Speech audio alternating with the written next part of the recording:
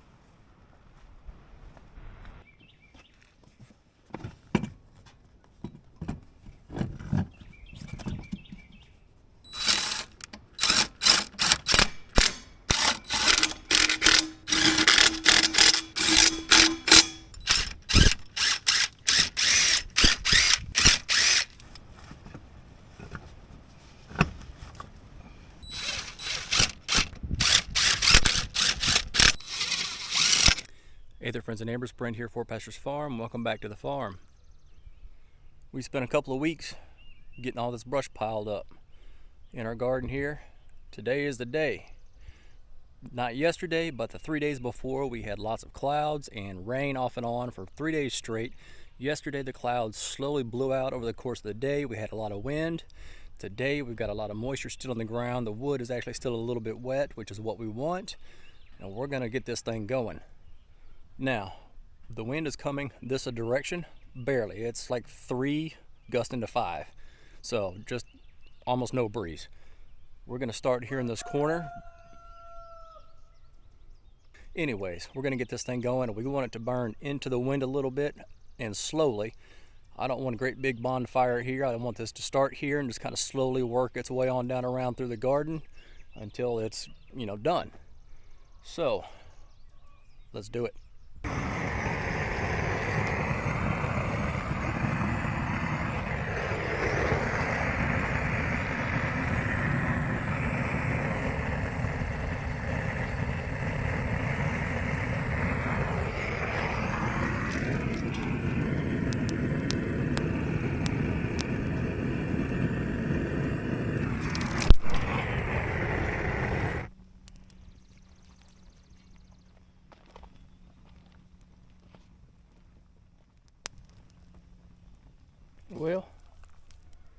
I slathered a little bit of diesel down here on this end, thinking that will get it going, but I'm gonna tell you what, it's so wet.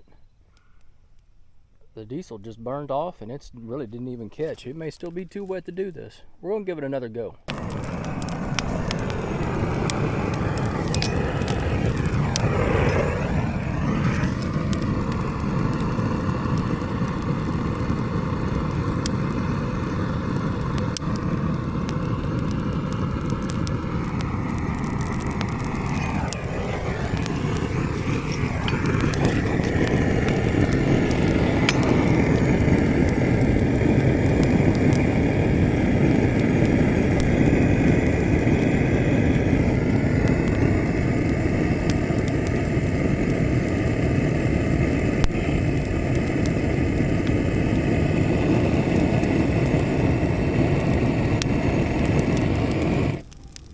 I think this section here may be stacked a little too loosely to get it going good. I believe this little pile of branches and twigs and such in here will do a whole lot better job. It's not exactly in the corner where we wanted to start over here and work our way that way, but this will be fine. Maybe it'll burn in. This is uphill a little bit and the wind's kind of blowing this way, so maybe it'll catch this and just work its way on around. Just in case you're wondering, we've got 50 feet this way and 100 feet this way on the garden, and we've got roughly, I don't know, 4 or 5 feet of buffer here around. For the most part, we kind of stick out a little bit here, but it's pretty sparse. I don't worry about it catching this grass. It's soaking wet anyways. But so we've got, I don't know, 50 feet by 100 feet, 5,000 square feet, and if you take off 5-ish feet all the way around, so maybe, I don't know, we'll call it 4,000 square feet of brush here to burn.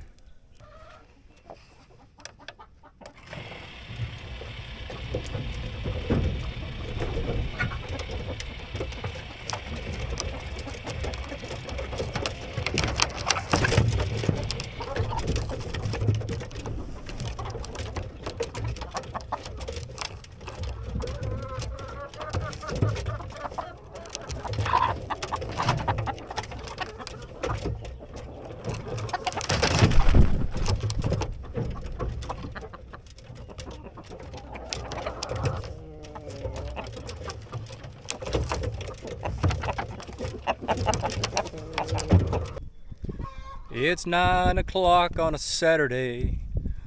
Regular crowd shuffles in. All right, y'all, so we've been in it about an hour now. This is what I started right here in the middle, and it's just burned maybe another 4 or 5 feet of the perimeter of that. Super slow burn. Good deal. What I've also done is taken the tractor.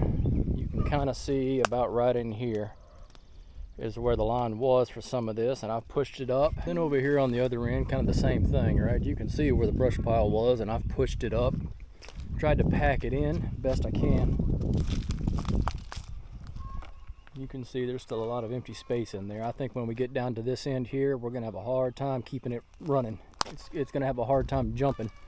You know, let's say if it burns down this side, it's gonna have a hard time jumping across. It will eventually jump, but I may have to encourage it a little bit. And down here in the middle, we've got a bunch of openings, hollow spots in there. Now we'll have to probably encourage it to keep on moving. And there's another one right in here. I mean, that's outright bare dirt in there, which may be fine.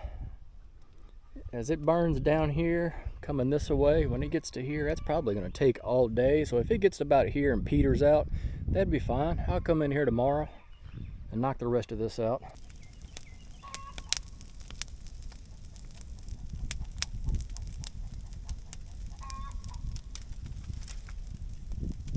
Well, we're 3 hours in and we're still right where we started. For the most part, I've had to take the pile and push it in, and brought a whole nother trailer load full of brush to help it jump into this top part, because it had burned out the middle here and fizzled out here, and there's a big log laying right up here. It had burned up against that log and stopped, so I had to pile more brush on it to help it jump on over there. 3 hours later, and we're not even 10% of the way done.